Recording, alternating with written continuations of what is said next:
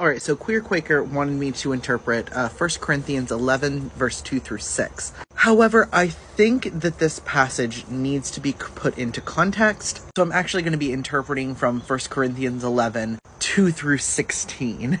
And this is a passage where I really, really wish that we had the other half of Paul's correspondence. Because this passage feels like it could be a response to a specific question. This passage is about women covering their heads. And frankly, Paul's thoughts are all over the place.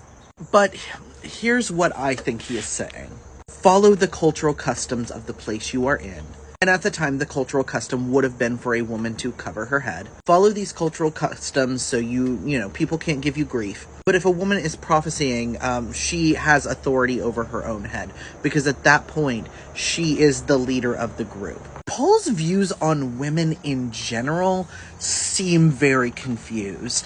Paul seems genuinely puzzled by women and what to do with them.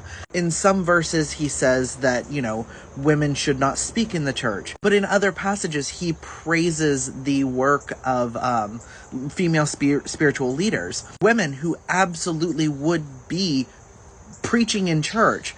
Paul is simultaneously telling women to cover their heads while also saying they should have authority over their own bodies, especially when they are the ones leading a worship service. So when it comes to head coverings in the modern church, do what feels right to you. Do what makes you feel closest and most connected to God. Because it seems like Paul in this passage may have been responding to a question. And it almost feels like, because there's so much contradiction here, like we are missing another half of a conversation.